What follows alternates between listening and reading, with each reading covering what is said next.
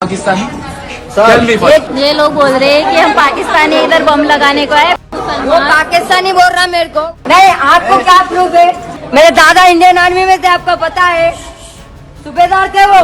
पाकिस्तानी नहीं बोलना। ये तस्वीरें हैदराबाद की कापरा स्थित जनप्रिया लेक व्यू अपार्टमेंट की है, जहां किराए के एक फ्लैट में बिल्ली और मेहमानों को लेकर शुरू हुए एक मामूली से विवाद ने देखते ही देखते सांप्रदायिक रंग ले लिया। इसी बीच सोसाइटी के सेक्रेटरी मनोज कुमार जंथरी ने बहस के दौरान मुस्लिम परिवार पर आपत्तिजनक टिप्पणी की।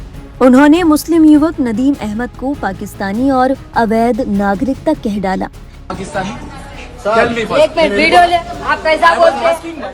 हैरानी की बात ये थी कि जब ये पूरी घटना घट रही थी, वहाँ पुलिसकर्मी मौजूद थे, लेकिन फिर भी आरोपी लगातार लड़के को धमकाता रहा।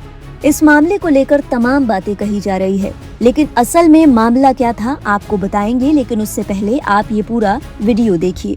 पाकिस्तानी एक मिनट, वीडियो ले। आप कैसा बोलते हैं? नहीं, आपको क्या प्रूफ है? आप पाकिस्तानी बोल के आप हैं तो पाकिस्तान का बोल देते। मेरे दादा इंडियन आर्मी में थे, आपको पता है, सूबेदार थे वो। गलत है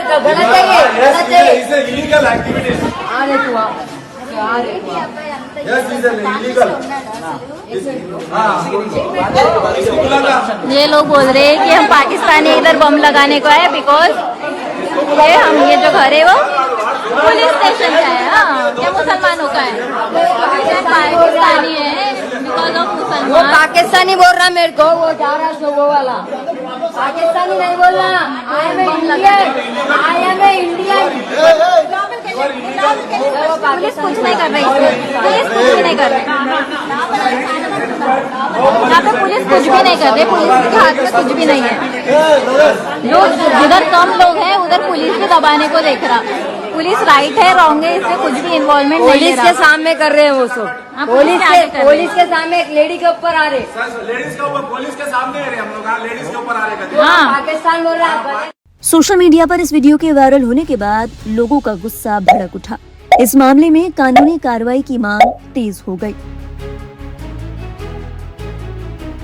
इस मामले के तूल पकड़ने के बाद AIMIM पार्टी के नेताओं ने आवाज उठाई। कांग्रेस पार्टी की ओर से भी पीड़ित महिला से संपर्क किया गया। दूसरी तरफ MBT यानी मजलिस बचाओ तहरीक के प्रवक्ता अमजद उल्लाह खान ने भी पीड़ित परिवार से मुलाकात की। राजनेताओं के दखल के बाद सोसाइटी के सेक्रेटरी मनोज कुमार के खिलाफ FIR दर्ज कराई गई। इस मामले के सुर्खियां बटोरने के बाद अब एक वीडियो जारी कर बिल्डिंग के सेक्रेटरी की ओर से पीड़ित युवक और पूरे मुस्लिम समाज से बिना शर्त माफी मांगी गई। उन्होंने कहा कि तीखी नोकझोंक में उनके मुंह से गलती से वो शब्द निकल गए। उनका इरादा किसी की भी धार्मिक भावनाओं को ठेस पहुंचाने का नहीं था। मैं मनोज कुमार जनप्रिया lake front Sainikpuri colony Kapra division से बात कर रहा हूँ। जैसे कि आप ये वीडियो वायरल चल रहा मेरे बारे में, एक्चुअली वो क्या हुआ बोले तो एक छोटा सा सोसाइटी का इशू था, मगर वो तीखी नोक झोंक में वो मेरे से निकल गया। और वो क्या बोलते सो, अगर किसी कम्युनिटी को मेरे से धक्का, अगर कोई किसी के दिल को तकलीफ हुई तो मैं आप लोगों से सबसे माफी मांग रहा हूँ। फिर भी मैं वो बच्चे से भी माफी मांग रहा हूँ, क्योंकि मेरा इंटेंशन वो नहीं था। मेरा इंटेंशन किसी कम्युनिटी को चोट पहुंचाना नहीं था, क्योंकि यहाँ पे हम मिलजुल के हमारे सब तो मिलजुल के रहते हैं, सेक्युलर के सरकार रहते हैं हम लोग सब जन। और एक्चुअली मेरे पास जो भी टेनेंट है, मेरे पास जो मुस्लिम टेनेंट्स है, ऐसा मेरा कोई इंटेंशन नहीं था। फिर भी मैं बार बार हर कम्युनिटी को मैं हाथ जोड़ के बोल रहा हूँ, मेरे से कुछ अगर गलती से भी अगर कोई बात निकल गई तो मैं सॉरी बोल रहा हूँ। मेरे को मुझे माफ करना सब जने मिलके। ऐसा कोई मेरा इंटेंशन ही नहीं था।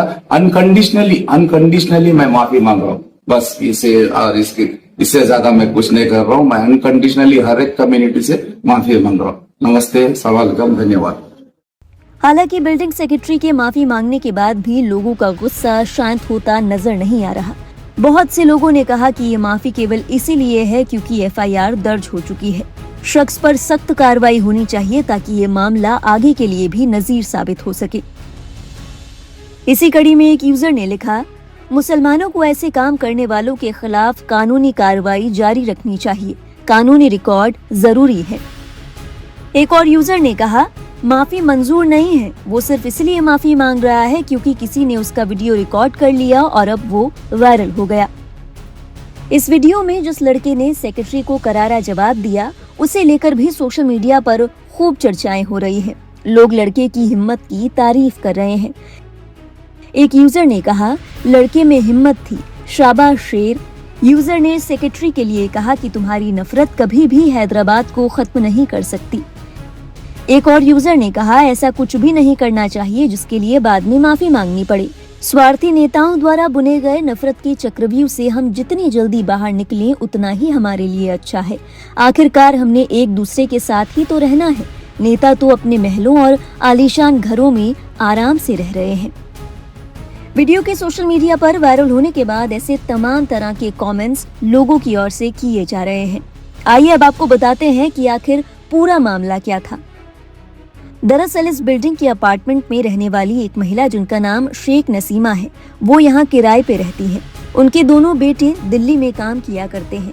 बेटे की एक दोस्त प्राची को कुछ ही दिनों पहले ईद के दिन उनके पुराने मकान मालिक से विवाद के बाद अचानक घर से निकाल दिया गया। लड़की को अपने लिए दूसरा घर ढूंढना था और जब तक के लिए शेख नसीमा ने प्राची को अपने यहाँ पनाह दे दी। प्राची के पास एक पर्शियन बिल्ली थी। मुसीबत तब शुरू हुई जब शेख नसीमा ने प्राची को बिल्ली को बैल्कनी में रखने के लिए कहा। शेख नसीमा ने बताया कि उनको बिल्ली के बालों से एलर्जी थी। इसके बाद जब एक दिन प्राची घर पर नहीं थी तो बिल्ली ने बाहर जाकर सोसाइटी के कॉमन एरिया में गंदगी कर दी। जैसे कि शेख नसीमा की ओर से बताया गया कि उन्होंने अपने पड़ोसियों को कहा कि वो इस गंदगी को साफ कर देगी, लेकिन पड़ोसियों ने इस बात पर एतराज जताया कि उन्होंने अपने घर किसी बाहर की लड़की को क्यों रख रखा है और उसके साथ उसकी बिल्ली भी है। सोसाइटी मैनेजमेंट ने बिल्ली और फ्लैट में बिना जानकारी के मेहमानों को रहने पर एतराज जताया। जांच में ये भी सामने आया कि फ्लैट के किराए, मेंटेनेंस चार्जेस और नियमों को लेकर शेख नसीमा का पहले ही मकान मालिक से विवाद चल रहा था। इसी बीच जब सोसाइटी कमेटी के लोग इस मुद्दे पर बात करने के लिए आए तो बहस और आक्रामक हो गई। बातचीत के दौरान सोसाइटी के सेक्रेटरी मनोज कुमार ने अपना आपा खो दिया और मुस्लिम परिवार पर आपत्तिजनक टिप्पणी की। उन्होंने मुस्लिम युवक नदीम अहमद को पाकिस्तानी और अवैध नागरिक कहा। कई मीडिया रिपोर्ट्स में कहा गया कि नदीम अहमद शेख नसीमा के बेटे हैं, लेकिन आपको बता दें कि नदीम शेख नसीमा के बेटे नहीं बल्कि बेटों के दोस्त हैं। शेख नसीमा ने बताया कि कुछ दिनों से उनकी तबीयत ठीक नहीं थी। 2 दिन पहले ही उनके बेटे के दोस्त ने उन्हें अस्पताल में भर्ती कराया था। उनकी तबीयत खराब थी और इसीलिए वो शेख नसीमा के घर आए थे। इस दौरान जब विवाद हुआ, जब बिल्डिंग सेक्रेटरी ने शेख नसीमा पर आपत्तिजनक टिप्पणी की तो नदीम ने उनका बचाव किया। इसके बाद सेक्रेटरी ने उन पर भी आपत्तिजनक टिप्पणी की, जिसके बाद नदीम अहमद ने सेक्रेटरी को करारा जवाब दिया। एक मिनट वीडियो ले, आप कैसा बोलते हैं? नहीं, आपको क्या प्रूफ है? आप पाकिस्तान है, वही आप है। तो पाकिस्तान का बोल देते। मेरे दादा इंडियन आर्मी में थे, आपको पता है, सूबेदार थे वो। गलत है ये, गलत है। Illegal activities.